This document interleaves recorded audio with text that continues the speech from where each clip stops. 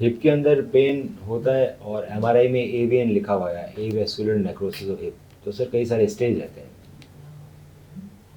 First 1 और 2 stage में ना जो गोलाई है हिप की वो मेंटेन रहती है। बेसिकली हुआ क्या कि हमारे हिप का कार्टिलेज और बोन मर गई है। अब वो मोस्टली इडियोपैथिक होती है लोगों में, मतलब अपना मर जाती है, मालूम नहीं क्यों मरी। कोई भी कारण पर हो सकता है। इडियोपैथिक होती है, अपना मर जाती है, मालूम नहीं पड़ता कौन सा कारण है। किन लोगों में ज़्यादा है? अल्कोहल, स्मोकिंग और स्टेरॉयड यूज़, कि बचपन में किसी दवाई या जवानी में कोई दवाई ली हो जिसमें स्टेरॉयड लंबे समय तक दिए गए हो। ये 3 चीज़ें जो उसको बढ़ाती है। इसका मतलब ये नहीं है कि जिसने भी स्टेरॉयड खाया है, जिसने भी अल्कोहल और स्मोकिंग की, उसके होगा ही होगा, तो चांसेस ज़्यादा होते हैं। दूसरा, अपना आप भी हो जाता है, कोई इसका लेना देना नहीं है क्यों हुआ। जो लोग नहीं खाए उनके भी हो गया, पर जो लोग ये कंज्यूम करते हैं तो चांसेस ज़्यादा होते हैं, खासतौर से स्टेरॉयड वालों में और अल्कोहल वालों में। अल्कोहल तो पूरी दुनिया पीती है, सबको तो नहीं होता। हाँ, और बॉडी टू बॉडी इफेक्ट है कि भाई उन्होंने अल्कोहल रेयर है। नहीं, ये इनका छोटा भाई है एक, उसको भी सेम बीमारी हो गई थी, वो भी अल्कोहलिक था। जी जी, तो मैं ये कह रहा हूँ कि पीने से ये चीज़ खराब होने के चांसेस ज़्यादा हैं। तो अब खराब हो गया तो ये घिसता है। घिसता नहीं से हड्डी मर जाती है। अच्छा। हड्डी को ब्लड सप्लाई खत्म हुई, हड्डी मर गई। हड्डी मरी तो उसके ऊपर कार्टिलेज ही मर गया। तो ये बोन और बोन के ऊपर कार्टिलेज कवरिंग, ये दोनों मर गए। ये मरेंगे तो फिर सिकुड़ जाएंगे ना, गोल नहीं रहेंगे। गोल नहीं रहेंगे तो बॉल काम नहीं करेगी जी, स्मूथ नहीं रहेगी। सो कोई ग्रेड 1 या 2 में हमारे पास आता है तो उस समय तो हम उसको बचाने की कोशिश कर सकते हैं through core decompression for avascular necrosis of the femoral head with the aim.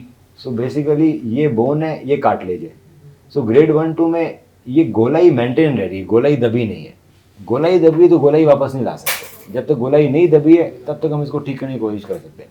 So grade 1-2 में तो हम इसको अंदर क्या करते हैं, इस तरह के रिमर डालते हैं और इसमें स्टेम सेल्स और बोन मैरो भर देते हैं। तो इस तरह से हम बोन निकाल दी जो खराब बोन थी और यहाँ पे हमने स्टेम सेल्स और बोन मैरो डाल दिया। तो ये ग्रेड 1-2 में क्या है, अब आपका ये स्टेज चला गया। तो जब इसमें नया बोन मैरो, नया स्टेम सेल्स और नया बोन आता है तो ये चीज़ ठीक हो जाती है। सब में 100% ये भी नहीं है। 100 में करूँगा तो 30-40 लोग ही ठीक होंगे, 70 लोग वापस रिप्लेसमेंट बढ़ ही जाएगा। हाँ, तो अभी तो वैसे अंडर हो गया, रिप्लेसमेंट ही विकल्प हो गया। अब तो ये स्टेज चली गई कि हम ये ट्राई करें। सर जैसे मैंने एमआरआई के बाद सीटी भी कराया था, सीटी में ग्रेड 2 दिखा रहा था। नहीं सर, ये इधर दिखता है चिपका हुआ, आपके एक्सरे में दबा हुआ दिखता है। एक्सरे देखा है मैंने आपका, इसलिए बोलता हूँ वो दब गया। तो गोलाई वापस क्रिएट नहीं की जा सकती। अब ये कब कराना है वो आपको डिसाइड करना है।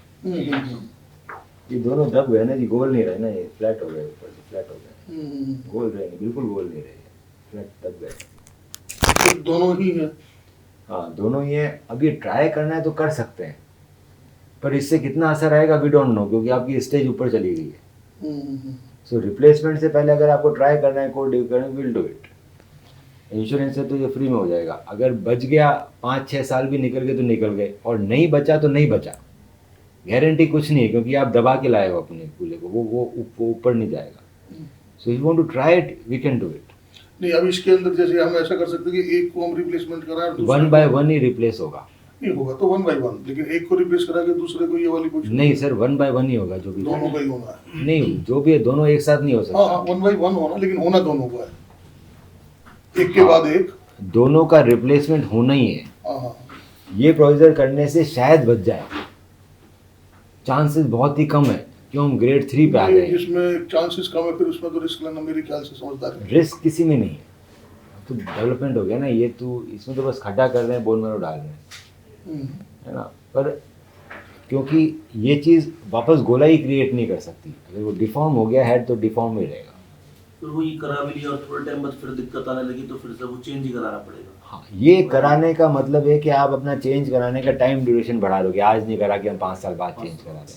बेटर रहता है कि अब जब स्टेज 3 में ज़्यादातर लोग यही बोलेंगे चेंज करा लो चेंज। तो इसका कोई पर्टिकुलर है कोई भी, ये किस चीज का बना हुआ? सिरामिक विद पॉली, जो आज के लेटेस्ट है।